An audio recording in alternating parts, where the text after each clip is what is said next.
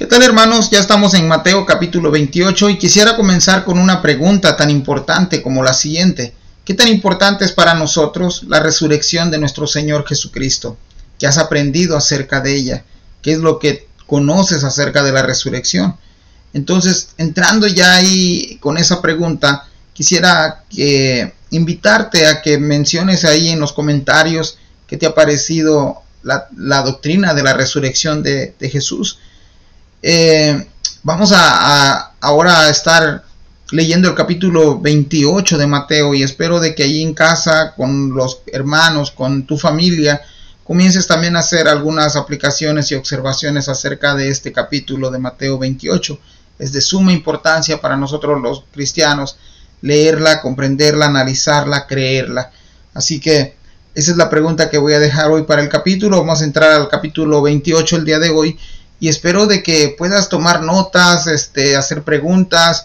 Si tienes que corregirme, pues ¿por qué no? Todos aprendemos los unos de los otros. Y que el Espíritu Santo de Dios nos guíe a toda verdad y que sea quien revele la verdad a través de la lectura de las Escrituras. Así que vayamos al versículo 1 del capítulo 28. Ya en el capítulo 27, el día de ayer, miramos de cómo Jesús fue llevado de una manera arbitraria ante las autoridades religiosas, ante la autoridad de Pilato, y fue condenado a muerte tan fácil y rápido, así nada más, con un juicio que no dieron el tiempo que el acusado pudiera presentar defensa. Simplemente fue porque la Biblia dice que los líderes religiosos de su tiempo y los ancianos incitaron al pueblo a crucificar a Jesús. Ya todos sabemos que esto tenía que pasar, ya Cristo había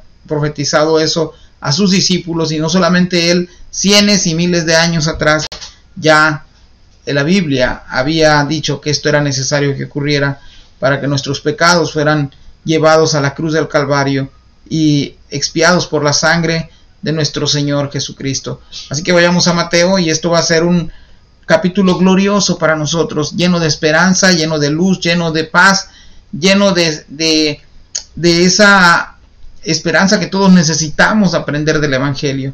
Vayamos ya al capítulo 28, versículo 1. Pasado el día de reposo, al amanecer del primer día de la semana, vinieron María Magdalena y la otra María a ver el sepulcro donde se encontraba Jesús. Ahora, es importante recordar este contexto. En el día de reposo no se hacía nada. Jesucristo lleva 2 días ya, 3 días con el día domingo. El día sábado fue el día segundo de que Jesucristo estuvo en la tumba. Pero ahora ellas van al sepulcro. La pregunta que surge aquí, ¿qué fueron a hacer al sepulcro? Estas 2 Marías no fueron a chismear, no fueron a ver qué pasaba, sino que era una costumbre que se hacía para los cadáveres. Ellos no habían podido completar el ritual de purificación del cuerpo de un cadáver, porque un día antes fue el día de reposo y era un día donde prácticamente no se hacía nada más que estar en comunión con el Señor. Así que esperaron para el día domingo, que es el primer día de la semana, para ir al sepulcro a terminar lo que ellas habían comenzado el día viernes. El versículo 2 dice: y hubo gran terremoto, porque un ángel del Señor descendió del cielo, y llegando removió la piedra y se sentó sobre ella. Mateo es el único que registra este terremoto. Ahora, el terremoto no provocó que la piedra fuera removida. Mismo el texto nos dice que la piedra fue removida por el ángel que descendió del cielo. Ahí dice que después que la removió, se sentó. Podemos ver aquella piedra que sirvió como una protección para que no se pudieran llevar el cuerpo de Jesús, para proteger el cuerpo. Sirvió también ya después como para descanso de este ser angelical que fue presentado aquí. Ahora, durante la crucifixión de Cristo Jesús vimos cosas sobrenaturales en la naturaleza que ocurrieron, y en su resurrección va a pasar exactamente algo increíble, porque el versículo 2 nos dice que hubo un gran terremoto. La misma naturaleza, la misma la creación de Dios, sintió la presencia de su Creador al ser levantado, al ser vuelto otra vez a la vida por medio del poder del Espíritu Santo de Dios. El versículo 3 dice: su aspecto era como un relámpago y su vestido blanco como la nieve. Hablando de la descripción del ángel que removió la piedra, Mateo nos dice que su aspecto era como un relámpago y su vestido blanco como la nieve. Miramos cuál es la descripción de este ángel. Ya vimos que su relámpago, su aspecto es como un relámpago y sus vestiduras blancas. En la Biblia hay muchos relatos de autores que tuvieron la oportunidad de ver en sueños, en visiones, o algunos interactuaron con ángeles y lo describen igual como lo describe Mateo. Esto es el ángel que ha mandado el Señor para este determinado trabajo. Una pregunta que quisiera hacer aquí: ¿acaso Jesús necesitaba que alguien removiera la piedra para que él pudiera salir? Y yo llegué a la conclusión que es un no rotundo. Simplemente que Dios usó también a los ángeles para que no solamente las personas humanas fueran testigos de la resurrección de Cristo Jesús, sino que aún los ángeles mismos fueran testigos oculares y presenciales de esta resurrección, del gran poder de Dios y lo que el plan redentor de Dios había anunciado desde tiempo atrás. Los ángeles fueron testigos de que esa promesa, esa profecía dicha por Dios fue cumplida en este día acerca de la resurrección de nuestro Señor Jesucristo. Vayamos al versículo 4. Ahora regresa Mateo y nos da cuál fue la reacción de los guardias que estaban ahí. Ya en el versículo anterior, en el capítulo anterior, en el capítulo 27, vimos a los líderes religiosos, a los ancianos, ir con el gobernador, pedirle una guardia. Ahora una guardia se componía de varios soldados. Y la idea es de que van a estar ahí la guardia para cuidar el cuerpo de nuestro Señor Jesús y no sea llevado, hurtado por los discípulos, por sus seguidores. Eso iba a garantizar que que los discípulos no hablaran después de que Jesús había resucitado al tercer día, como lo había dicho. Ahora miramos el versículo 4, dice: y de miedo de él, los guardias temblaron y se quedaron como muertos. Hermanos, los responsables de cuidar el cuerpo de Jesucristo no pudieron impedir que aquel ángel removiera la piedra. Su sola presencia causó en ellos el peor de los miedos. El miedo que les vino los dejó como muertos, dice el versículo 4. Este ángel solo llegó a su trabajo. Su trabajo era de mover la piedra y después sentarse en ella. Fue todo lo que el ángel tenía que hacer. ¿Se imaginan ustedes que si el ángel hubiera entablado una conversación con ellos? ¿O se imaginan ustedes si este ángel hubiera sacado la espada o su espada? Simplemente la sola presencia de este ángel provocó que estos guardias cayeran como muertos, dice el versículo 4. El versículo 5, mas el ángel respondiendo dijo a las mujeres: no temáis vosotras, porque yo sé que buscáis a Jesús, el que fue crucificado. Ahora, del versículo 1 al 4 no vemos ninguna pregunta hacia el ángel. La Biblia de las Américas nos dice que comenzó a entablar él una comunicación con las mujeres. Ahora imagínate el cuadro. Los guardias ya vieron a este ángel, están tirados en el piso como muertos, y aquellas mujeres están paradas, a lo mejor también con temor, y el ángel les anima a no tener miedo. Y además de eso, el versículo 5 les dice: porque yo sé que buscáis a Jesús, el que fue crucificado. Sabía él que ellas venían a buscar el cuerpo de Jesús. Y yo sé que el tema de la resurrección es terror para algunos, y es terror para aquellos quienes no creen en Cristo Jesús. Pero para aquellos que sí creen, para los que creemos en la resurrección corporal y física, literal, de nuestro Señor Jesús, sabemos de que esto nos llena de esperanza, de gozo, de alegría. Y miremos de aquí en adelante qué van a hacer estas mujeres que recibieron este mensaje de parte del ángel. De hecho, Lucas nos dice que era María Magdalena, y eran otras mujeres junto con ella. Aquí Mateo se limita a decirnos que eran más mujeres, pero sí nos dice que eran por lo menos más de 2 mujeres. Versículo 6, el ángel está hablando aquí, y él les dice en el versículo 5 que él sabe que buscan a Jesús, al que fue crucificado, y la noticia que tiene el ángel para ellas es: no está aquí. Ahora quisiera que usted leyera junto conmigo esa frase: no está aquí.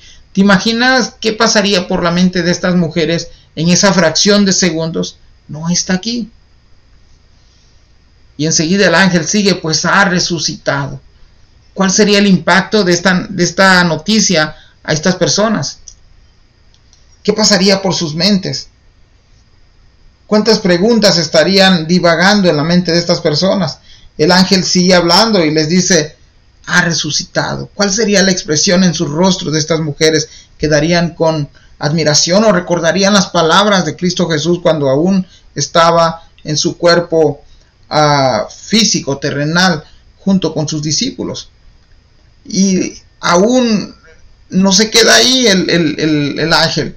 Ahora, para que ellas también puedan corroborar lo que él está diciendo, les invita a venir o a entrar al sepulcro donde estaba Jesús. Dice: venid, ve del lugar donde fue puesto el Señor.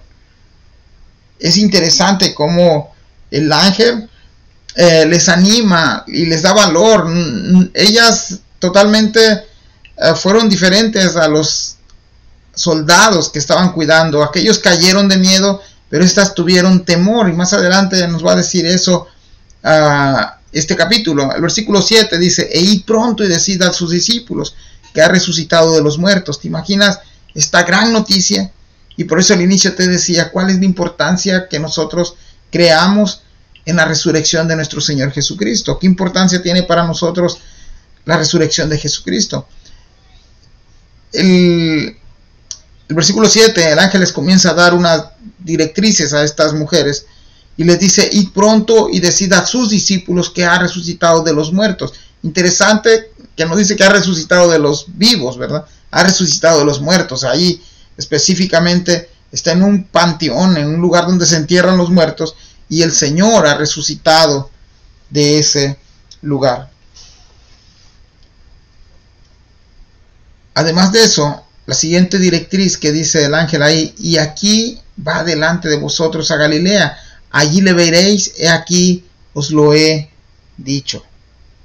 Eso es el versículo 7. Durante toda la Biblia, hermanos, en el Antiguo y Nuevo Testamento, vemos a personas que han sido resucitadas. Jesús no es el primero que ha resucitado, pero a diferencia de los que han resucitado antes que Jesús, hay algo: que estas personas resucitaron, vivieron por otro tiempo más y volvieron a morir. Pero nuestro Señor no es así. Nuestro Señor experimentó lo que fue la muerte, resucitó y vive para siempre. Ese es el mensaje glorioso de este capítulo, que no quedó enterrado como muchos suponen. No quedó olvidado, tampoco fue hurtado por sus discípulos. Algunas teorías dicen eso, pero nosotros sabemos que Cristo ha resucitado y que se encuentra a la diestra del Padre, al lado de nuestro Padre Celestial, intercediendo por cada uno de nosotros. Eso es hermoso y glorioso, porque es ahí donde está la esperanza nuestra. El apóstol Pablo decía que nosotros debemos no ignorar como los que ignoran que cuando morimos, hasta ahí terminó nuestra existencia, sino que el apóstol Pablo nos dice que hay algo más después de la vida. Hay algo más después de la muerte. Vamos a entrar ya al versículo 8. Entonces ellas, saliendo del sepulcro con temor y gran gozo, fueron corriendo a dar las nuevas a sus discípulos. Y mientras iban a dar las nuevas a los discípulos, versículo 9, he aquí Jesús les salió al encuentro diciendo: salve. Y ellas, acercándose, abrazaron sus pies y le adoraron. En el versículo 8, mientras las emociones son encontradas aquí por estas mujeres, temor y gozo, mientras los guardias nada más tuvieron miedo y cayeron como muertos, ellas estaban con temor porque estaban ante la presencia santa ya de Jesús.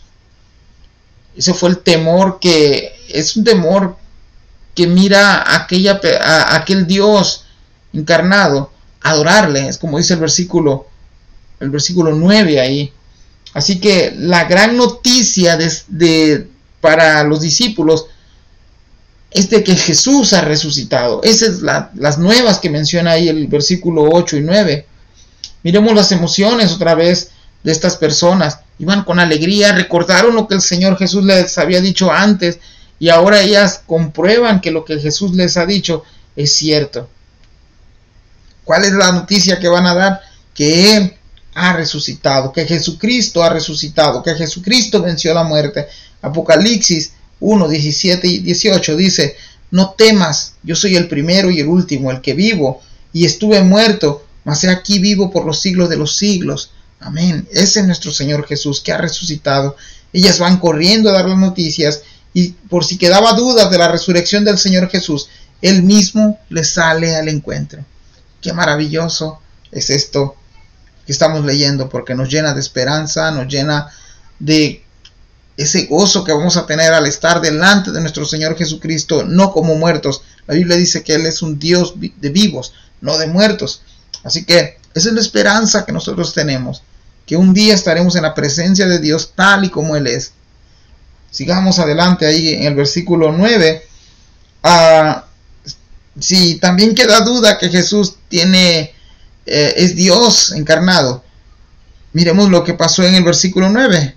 Dice que en el versículo 9, ellas se acercaron, abrazaron sus pies y le adoraron. Si Jesús no es Dios, ¿por qué entonces Jesús permitió que estas personas le adoraran? No es la primera vez que esto va a suceder, porque vemos en la Escritura, en los Evangelios, cómo personas adoraron a Jesús durante su ministerio y después de su resurrección. Pregunta: ¿hacemos estas cosas con nuestro Señor y Salvador? ¿Nos acercamos a Él? ¿Lloramos a sus pies? ¿Le adoramos? Versículo 10. Entonces Jesús les dijo: no temáis, id, dad las nuevas a mis hermanos, para que vayan a Galilea, y ahí me verán. La misma instrucción que da el ángel, la vuelve a repetir aquí Jesús para ellos. Lo interesante del versículo 10 es de que ahora ya no les llama mis discípulos, ahora les dice mis hermanos. Vayamos al siguiente versículo 11. Mientras ellas iban, he aquí uno de los guardias fueron a la ciudad y dieron aviso a los principales sacerdotes de todas las cosas que habían acontecido. Y aquí yo doy gloria a Dios por eso, porque aún el Señor utiliza a estas personas que no creen para contarle a los demás lo que ha sucedido. También ellos llevaron buenas noticias a los sacerdotes. Y las buenas noticias son compartidas, hermanos, a los crédulos y a los incrédulos. Algunos las creemos y las tomamos y nos gozamos en las verdades de nuestro Señor Jesucristo. Algunos, aunque son verdades, hacen que estas buenas noticias para ellos sean una mala noticia, como vamos a ver aquí con los sacerdotes y los ancianos. Ahora, fíjese el versículo 12, otra vez se reunieron, los mismos que se reunieron cuando entregaron y mataron a Jesús, esos son los mismos que se reunieron ahora para continuar con su tiranía, para continuar con su maldad. Una vez más, los principales y los ancianos se reúnen para querer ocultar ahora la resurrección de Jesús. Esto resultó todo un negocio para los guardias.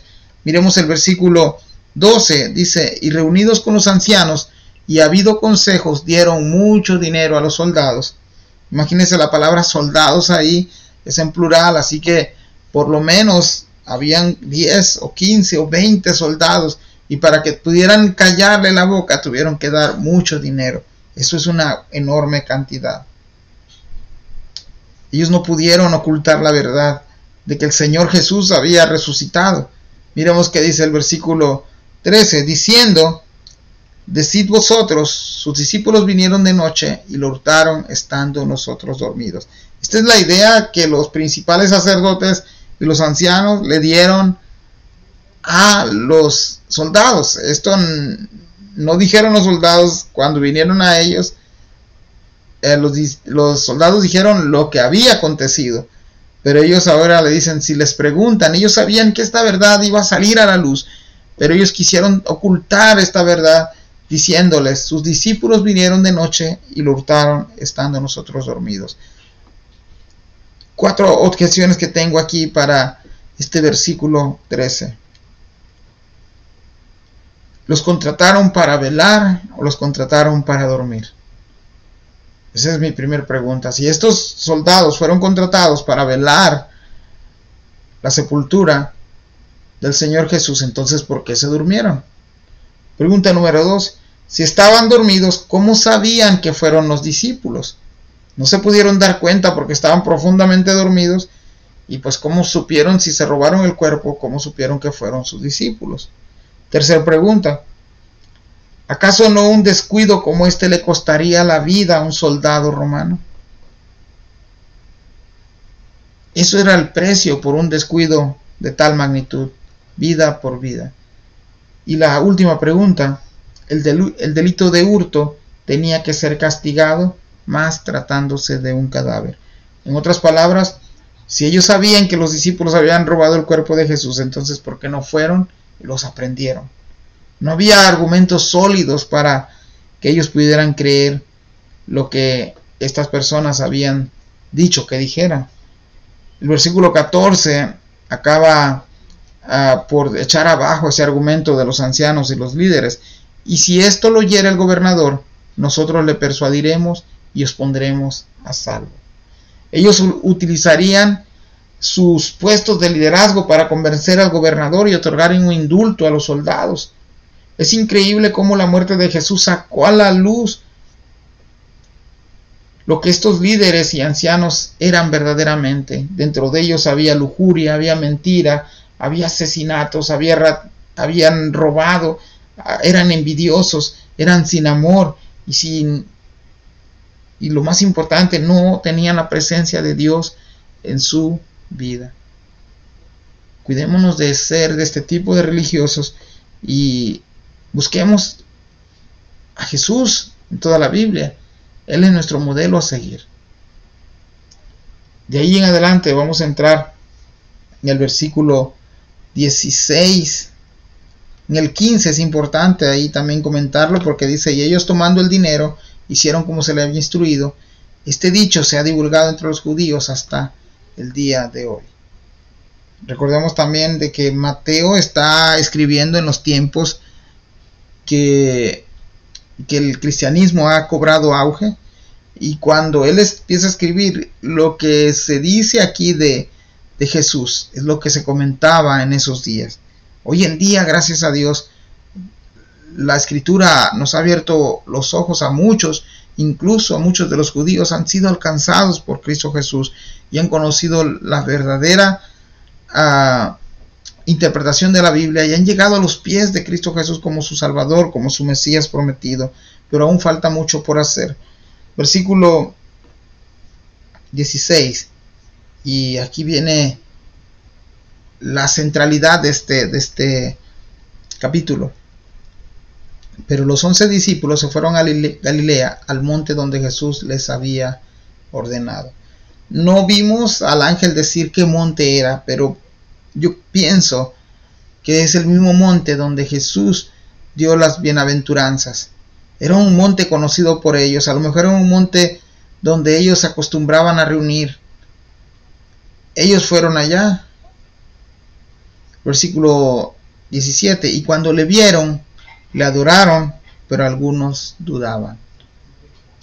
Y interesante, hermanos, interesante. En las bienaventuranzas vimos una de ellas que decía, bienaventurado aquel que no vio y creyó. Tú y yo hemos sido bienaventurados porque hemos creído por fe, por el oír la palabra de Dios. Mas sin embargo, aquí hubieron testigos oculares de cómo Jesús hizo todos los milagros, todos los prodigios, todas sus maravillas que Jesús mostró. Y dice el versículo 17, y cuando le vieron, le adoraron. Algunos que sí creyeron y recordaron las palabras de Jesús, fueron y le adoraron otra vez. Vemos a Jesús no rechazar esta adoración por parte de estos discípulos, aunque algunos dudaban. Y por eso te pregunto, ¿qué importancia tiene para nosotros la resurrección de Jesucristo? ¿Dudas que esto haya sido cierto? ¿Estás convencido de que esto ocurrió? te ha redarguido el Espíritu Santo y te ha convencido de que tenemos un Jesús que ha resucitado y que vive y que reina para siempre. A veces decimos que Cristo solamente vive en nuestro corazón. Esa es una verdad, pero es una verdad a medias. No solamente Jesucristo vive en nuestro corazón. Los cristianos sabemos que Cristo en este momento está a la diestra del Padre y se encuentra intercediendo por ti y por mí. Romanos 19 dice que si confesamos con nuestros labios que Jesús es el Señor y que Dios le levantó de entre los muertos, entonces serás salvo. Hay que creer lo que estas cosas sucedieron. Y vamos a mirar, aquí Mateo no nos lo dice, pero vamos a llegar al libro de Juan, donde nos dice que Jesús se presentó no solamente a uno, ni a dos, ni a tres, sino que hubo una infinidad de personas que fueron testigos oculares de la resurrección de Cristo Jesús. Versículo 18. Y Jesús se acercó y les habló diciendo: toda potestad me es dada en el cielo y en la tierra. Y me sorprendió esta declaración de Jesús, hermano, cuando lo estaba diciendo. A veces lo he leído y a veces lo he mencionado, pero no había entendido cuando Jesús dice estas cosas. Ya Jesús tiene un cuerpo glorificado, ya Jesús ya no es el hombre terrenal que fue siervo nada más. Ahora el Señor ha recobrado esa autoridad, no porque la haya perdido, sino que porque voluntariamente Él se hizo siervo. Y ahora el Señor le ha exaltado hasta los sumos y le ha puesto sobre todo todas las cosas, para que toda rodilla, dice Filipenses, se doble y toda lengua confiese que el Señor es el Señor. Ahora, el versículo 18 dice: toda potestad me es dada. Esa toda potestad abarca toda autoridad, tanto en el cielo como en la tierra. Y esa es la autoridad que enseguida va a usar el Señor en el versículo 19.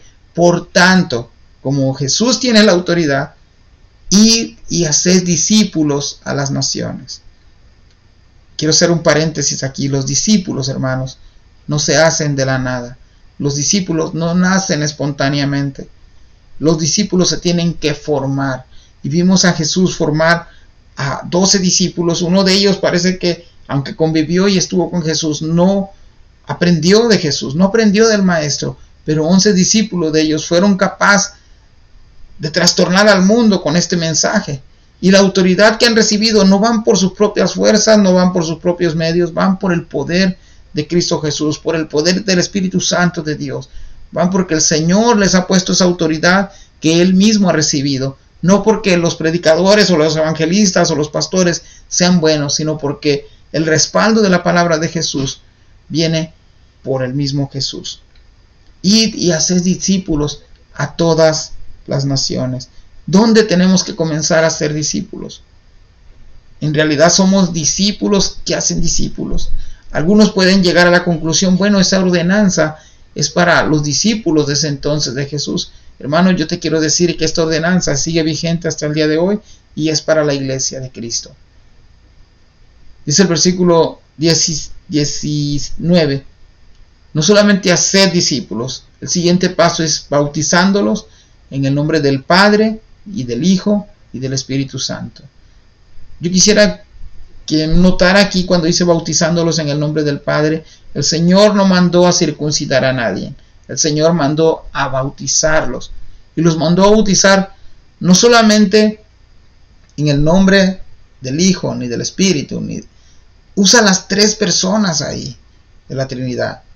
Algunos han dicho que esto nada más será como un modelo a seguir. Pero yo lo que estoy mirando ahí es la unidad de tres personas que están totalmente de acuerdo. Es como que si las tres se enlazaran, y no está usando ahí en la palabra nombres un plural. Él está uniendo en la palabra nombres sin S, está uniendo al Padre, al Hijo y al Espíritu Santo. Este es el modelo que Jesús dejó y es como nosotros debemos de hacerlo. Versículo 20: enseñándoles que guarden todas las cosas que os he mandado. Una de las cosas que tiene que aprender el discípulo de Jesús, es aprender las cosas que el Señor ha mandado. Tenemos la Biblia, tenemos la vida de Jesús, tenemos sus ejemplos, tenemos todo el resto de la Biblia para aprender qué es lo que el Señor espera de nosotros. Y al final dice, y aquí yo estoy con vosotros todos los días hasta el fin del mundo. Amén. Y esta es la esperanza más gloriosa que nosotros podemos tener acerca de este capítulo, que el Señor ha prometido estar con nosotros todos los días, no importa si hay hambre, no importa si hay persecución, no importa si hay peste, no importa si vienen terremotos, no importa si los gobiernos se oponen al mensaje de Cristo Jesús.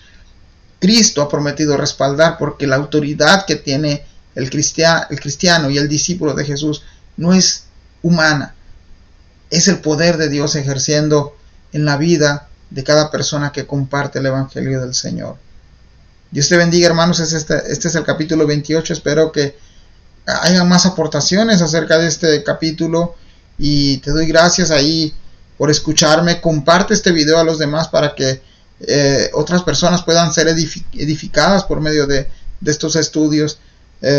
Dios te bendiga y gracias. Seguimos avanzando ya el día de mañana en el libro de Marcos, y espero que tengamos nosotros esa misma sed y necesidad de seguir aprendiendo de Dios. Bendiciones, hermano.